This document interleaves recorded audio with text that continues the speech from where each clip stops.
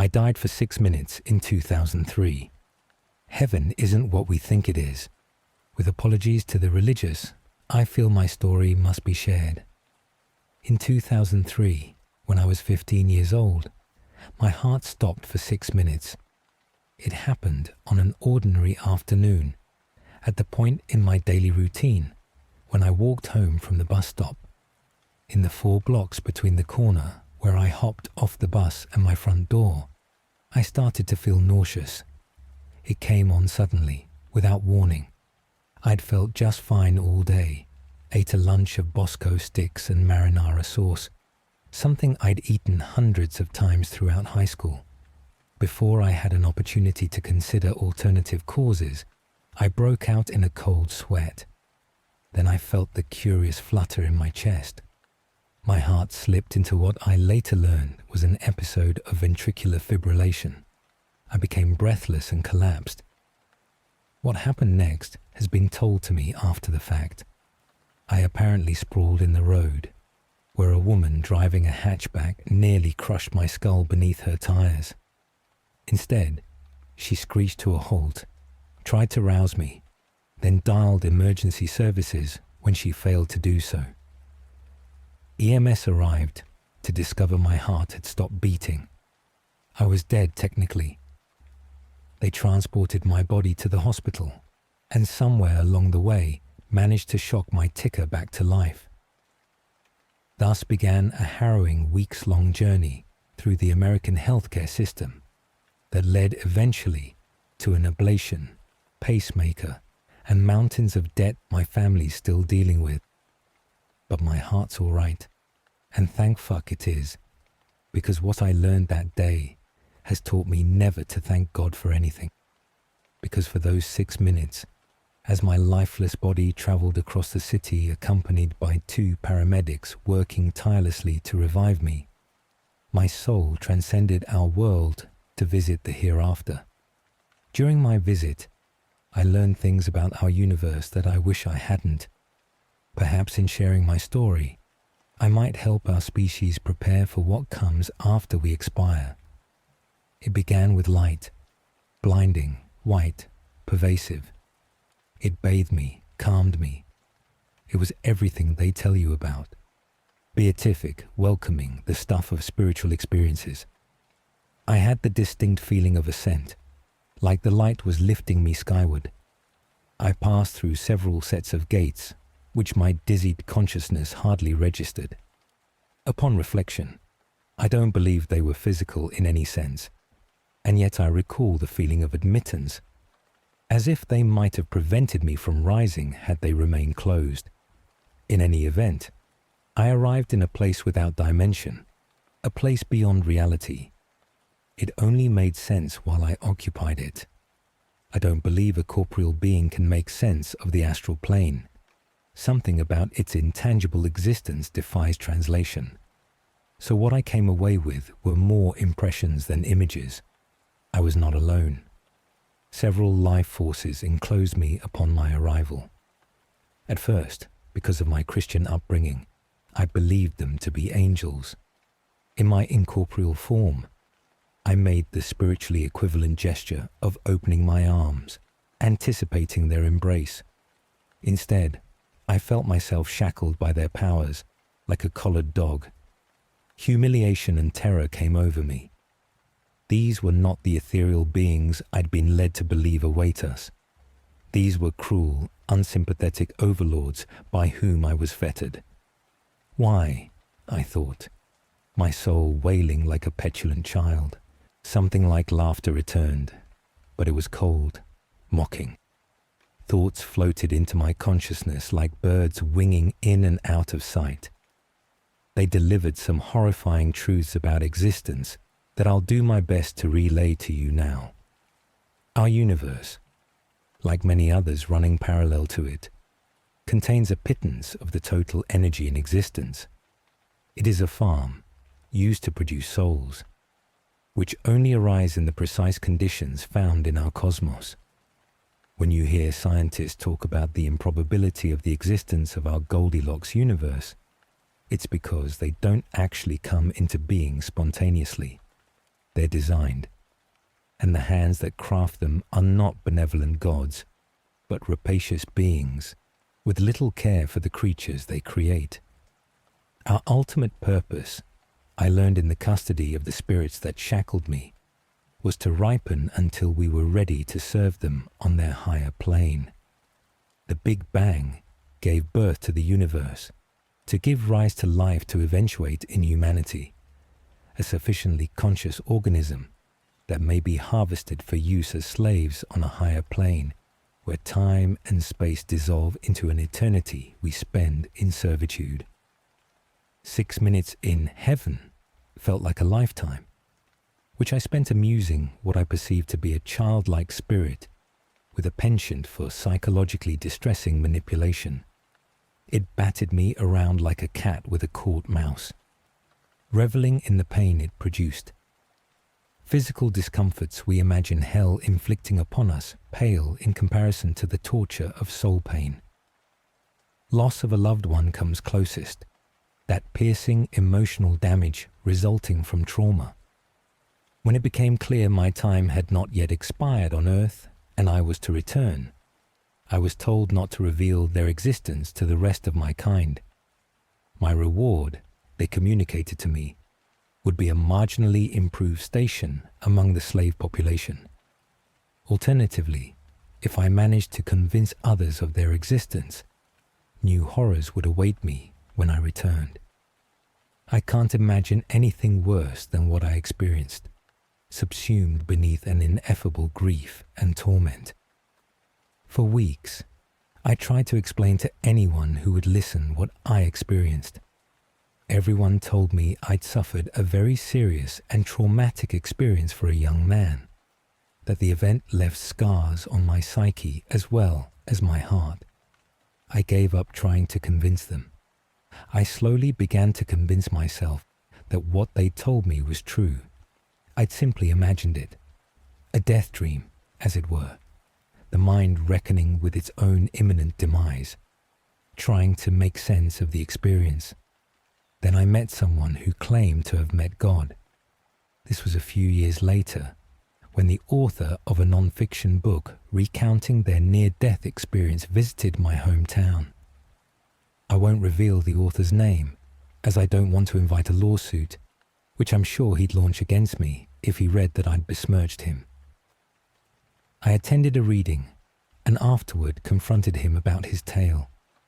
I looked him in the eye and asked if he really met God, something I'm sure he's dealt with hundreds of times. He smiled and nodded, assuring me that yes, God is real and is filled with love. On a lark, I decided to tell him that I knew the truth, that slavery awaits us all. A flicker in his gaze betrayed his knowledge of the fact. He really had died and visited the afterlife, but lied about it in his book, because he knew the truth of heaven, the horrible place our souls are bound for. My Uncle Matt never existed. My family and I have been going through a very strange experience over the last couple of months.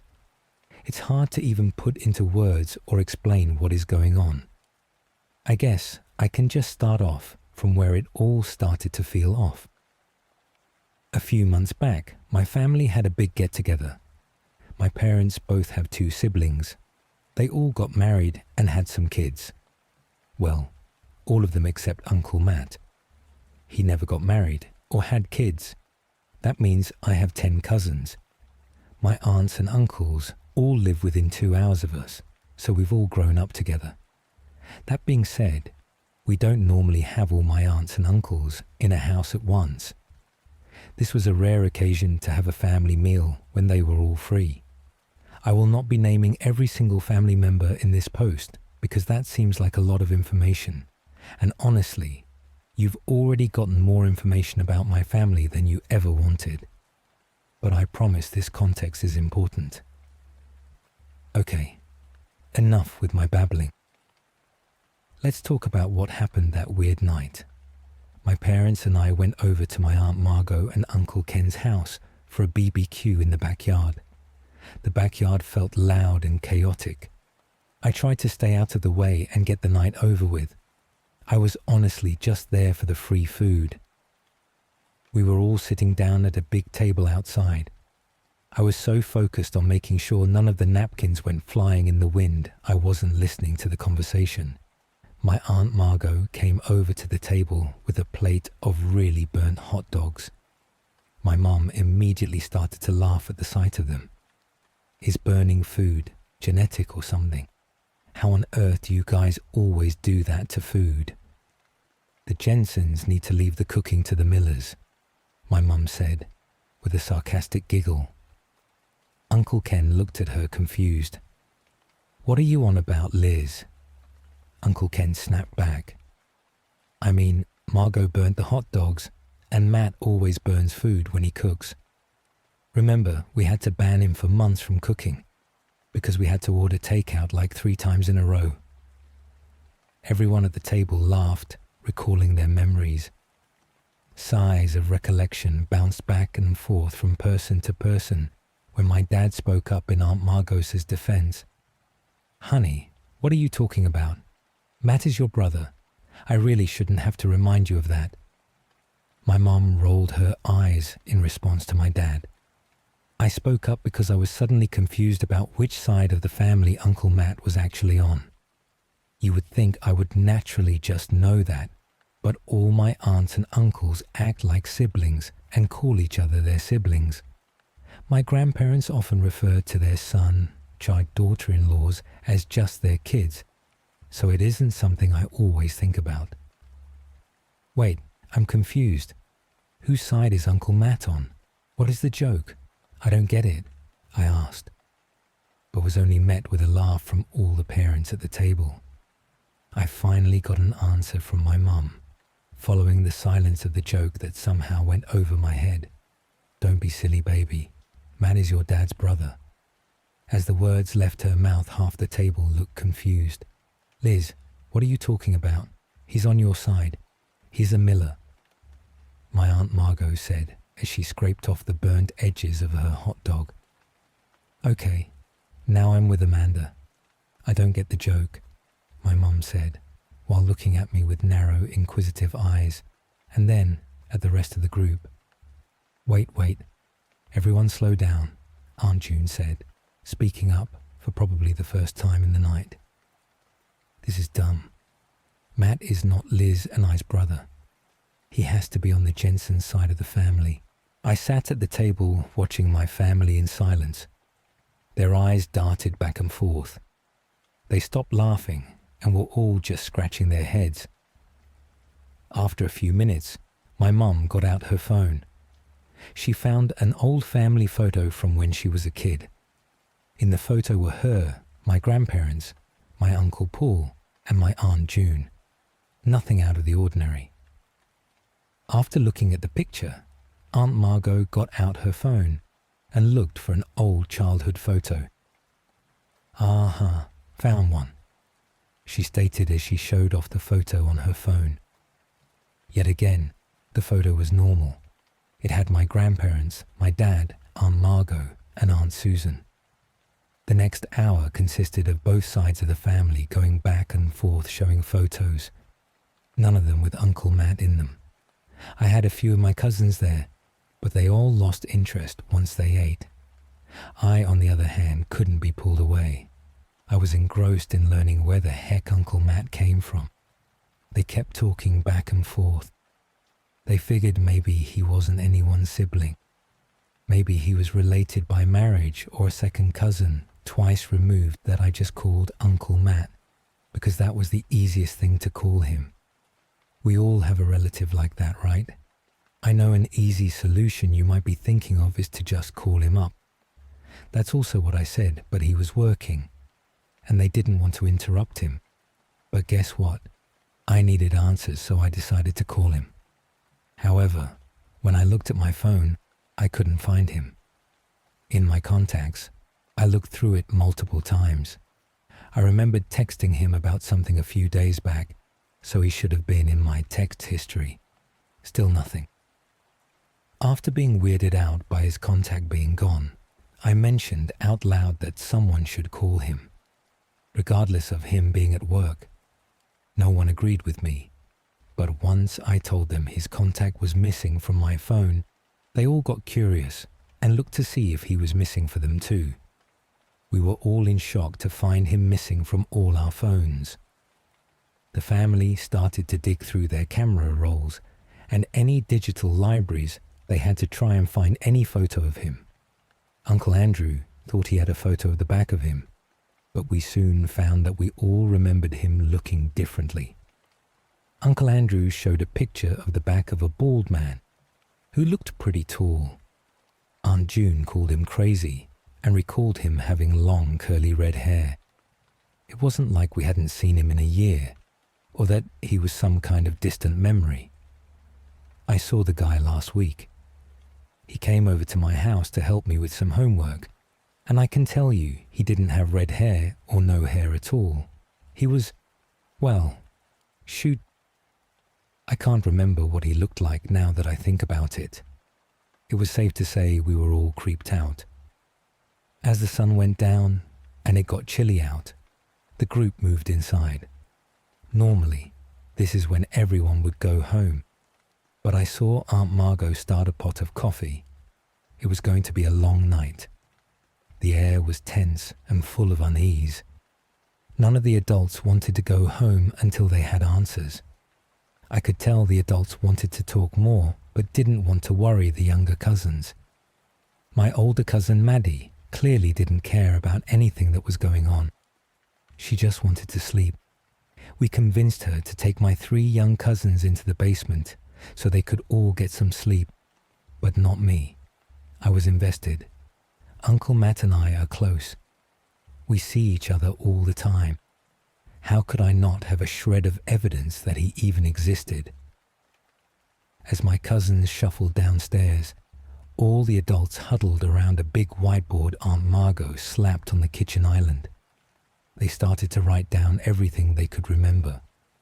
What he looked like, the last time they saw him, memories of him.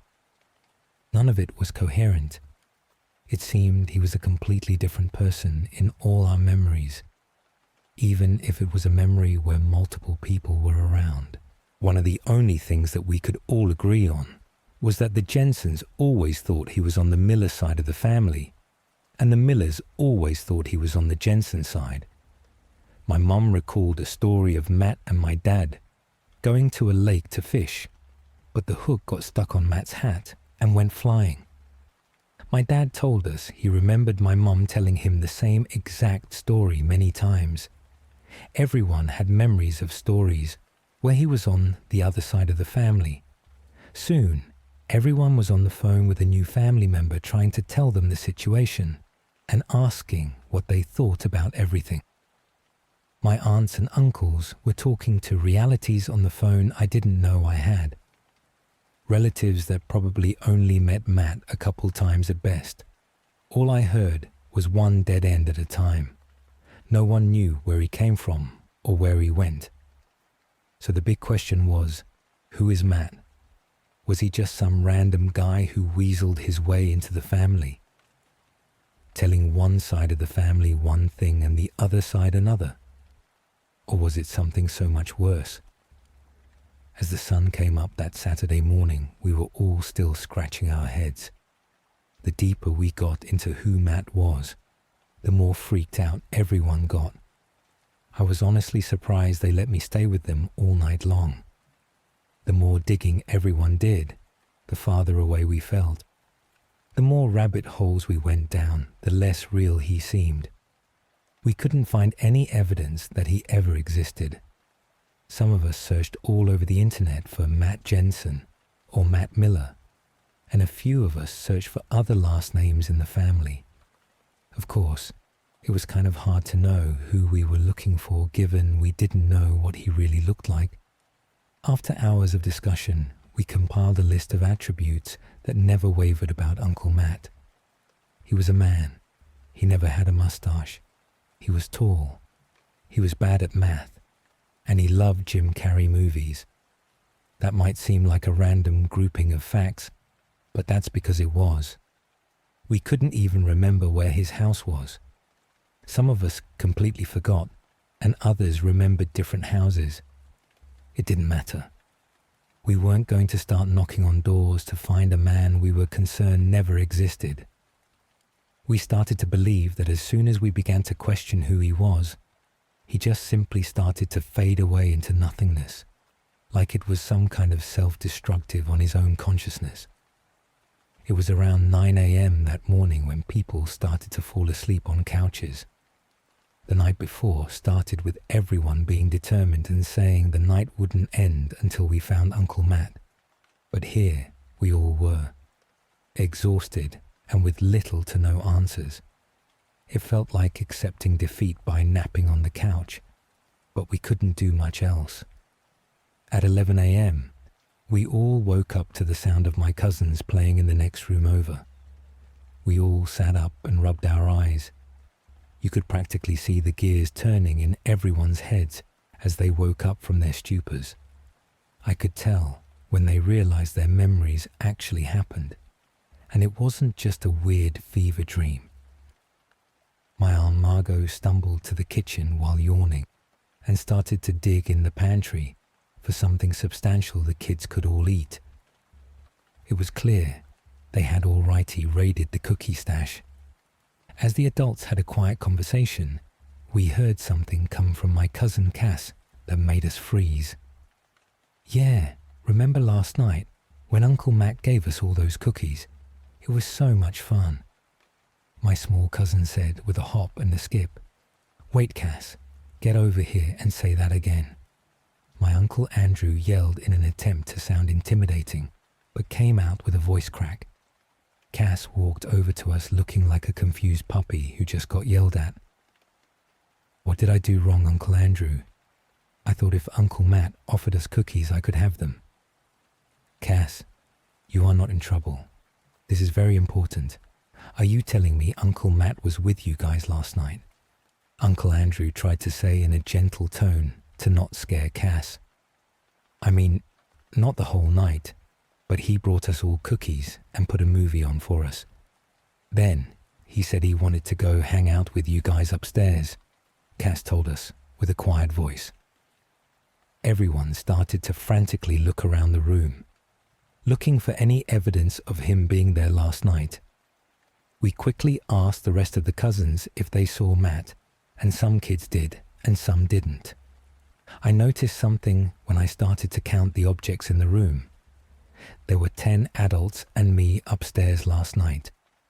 So there should have been 11 people in total, but I saw 12 plates out with the leftover crumbs from our late night pizza, 12 spots laid out for sleeping in the living room, and 12 mugs or cups of coffee. He was here last night. As I mentioned what I found, my dad said he remembered seeing him last night. He said Matt brought him some water. Uncle Paul said he saw him go to the bathroom but couldn't remember him coming out. They mentioned how it felt like it never actually happened, but he managed to place the memory in them after the fact.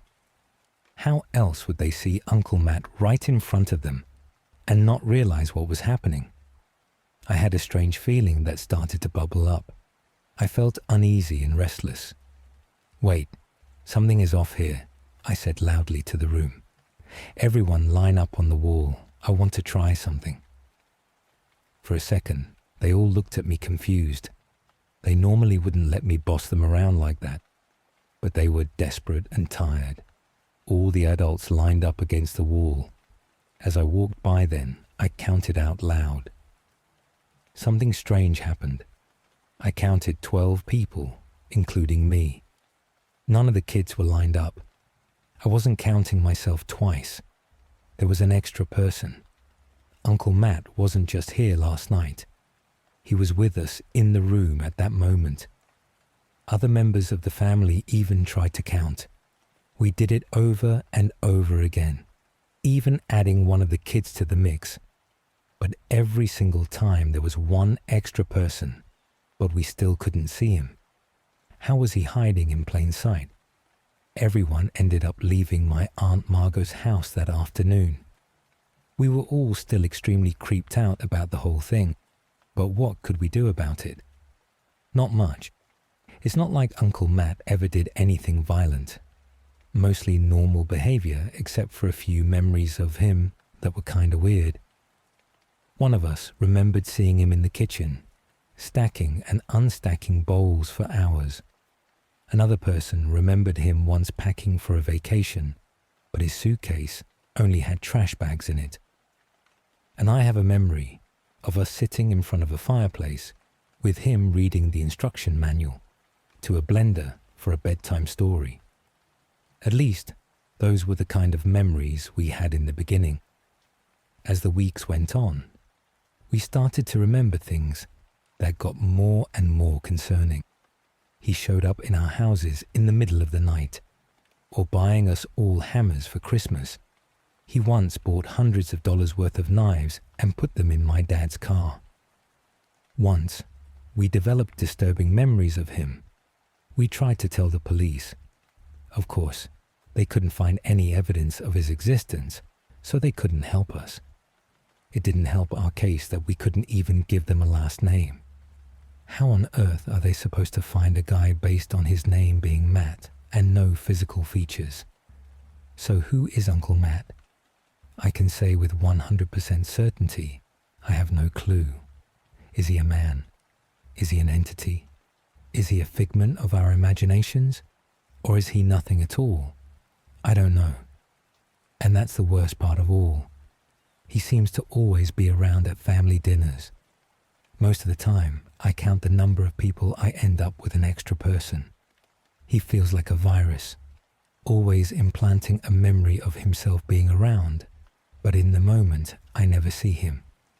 It seems to be a family joke at this point, always leaving out an extra plate for him or something. In my opinion, no one is taking this situation seriously. I know he hasn't hurt anyone, but why should we wait for something to happen? I swear I can feel it when he shows up. The hairs on the back of my neck stand up. My family has given up on trying to figure out who or what Uncle Matt is, but I haven't. It feels like they have all just forgotten the disturbing memories of him. I swear the deeper I dig to find him, the worse the memories get, like he is rotting and festering in my memories, right before my eyes. I'm starting to think it's his attempt to stop me from looking for him. The fact that he is punishing me for looking for him makes my concern grow more and more. Why is he suddenly running now that I am onto him? Why is he so afraid of me finding him? And what will happen once I do find him? I will find you, Uncle Matt. I will find out what you are.